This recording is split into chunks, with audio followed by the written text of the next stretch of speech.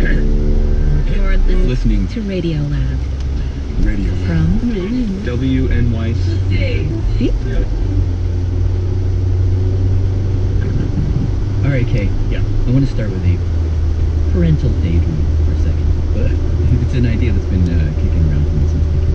Okay. Actually, the idea itself is pretty old. It goes back to the 1800s. Right around Napoleon's time. To a fellow by the name of Jean-Baptiste Pierre-Antoine Monet Chevalier de Lamarck. Yep, Lamarck, Jean-Baptiste Lamarck. Who, according to writer Sam Keen, He was really one of the first grand theorists in biology.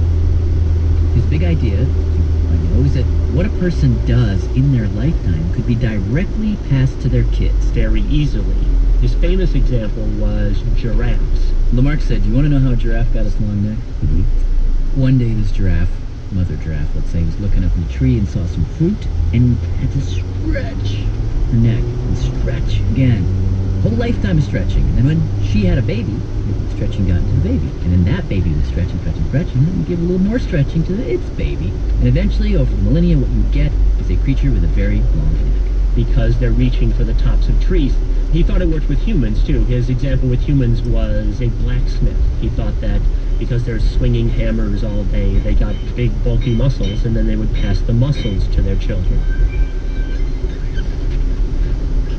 The sneaky idea here is that the blacksmiths, the giraffes, they made it happen. They willed the neck to get longer, the muscles to get bigger. And the key point is that it wasn't something inborn in them. It was something they acquired during their lifetime. Which they passed to their kids. Right. And that's wrong. That's not how it works, we're told. We now know that that's not the case. But wouldn't it be nice if that's how it worked? Well, let's read the book first. Because, now that I've got these two kids, right? Yeah. Do you see the house?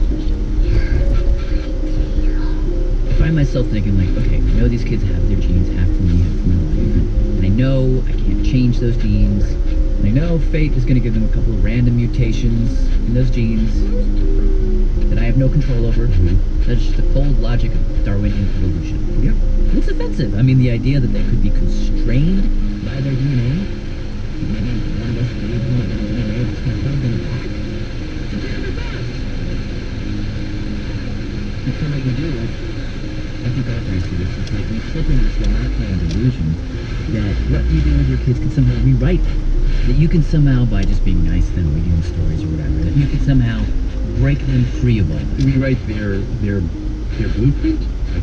I don't know, you don't really say it to yourself that way, but yeah. You can make a difference. Yeah, like you can help them overcome. I don't know. You can't. I know. That's what Darwin says. You can't. I know. It's